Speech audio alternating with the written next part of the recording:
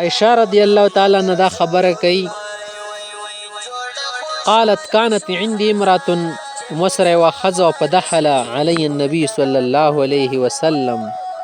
پیغمبر لسان چې نن رالو فقال من هذه دا سوق ده قلت موتی چې فلانه لنکي خذ لا تنام تذكر من صلاتها خوب نه کې دی غل منځ په باره کې خبرې وکړلې فقال النبي صلى الله عليه وسلم ما عليكم بما تطيقون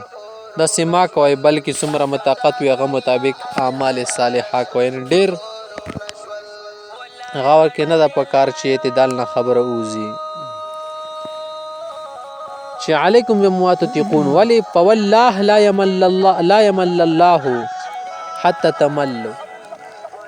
الله تعالی خو نه ستړي کیږي کنه تاسو به ستړي شئ او ستړي شئ به د زړه مړیږي او د سړی کړه کړه کاروبار نه ستړي شي دا ولې ستړي کیږي مخ ولا یخته ستړي شي کنه زړه ته نه موړ شي قالت مخته چې وکانه حب الدين الیه او ټولنا پیغمبر سن ته خوښ دین وکوم الذي يدوم عليه صاحبه چې هغه باندې صاحب مداومت وکړي همیشای کوي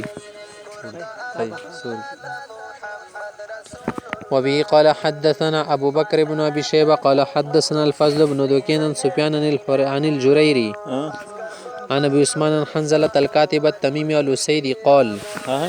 عن ثلاثة قال كنا عند رسول الله صلى الله عليه وسلم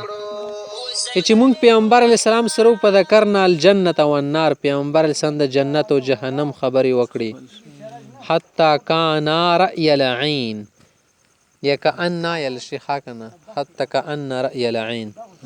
د سر ته لګی دا کنه یا کان یلشی کان صحیح ده کنه دغه طرف ترجی ده کان تاوت یلشی مذکر مؤنث پیغمبر علیه الصلاۃ والسلام چې کله دی خبرې وکړي کنه د جنت او جهنم مونږ ته د ښکارا شله ک جنت او جهنم زموږ مخې ته وي کله کله شاډیر بیان کې به سړی باندې آثار کوي کنه فقمت الى اهلي وولدي چې کورنۍ خلکو ته لاړم بچیانو مچانو سره سړی اخته شي په ضحکتو ولعبت نو سړی به خنداګانې کړهګانې کوي کنه خو دې کې مراد نه شه د مشغول کېدل هغه خو کړهګانې نه کول قال فذكرت الذي كنا فيه چې کوم حالت کې مونږ اخته دا خبرې مې یاد کی کوم حالت چې جنت او جهنم مخ کې وسترګو ته کنه دا خبرې چې وړي دی بیا ولا فکر رالو چې مونږ د څنګه حالت کې پریوتو اوس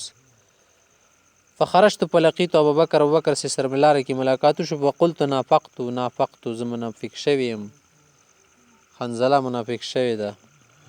فقال ابو بکر سیبتی چې لنفعل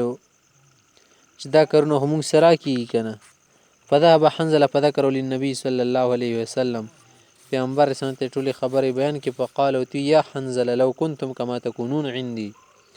لکه ما سره کده ستا سر مشالات کې شیدا خو ډیره بوچه ته خبر شي لصافحتكم الملائکه على فراشكم وعلى طرقكم نتا سره بلار او په بسترو کور کې ارزاق سره پرشتي او سلامون او ملائکتونه یعنی مصاباحي د سره کوي یا حنزله ساعه وساعه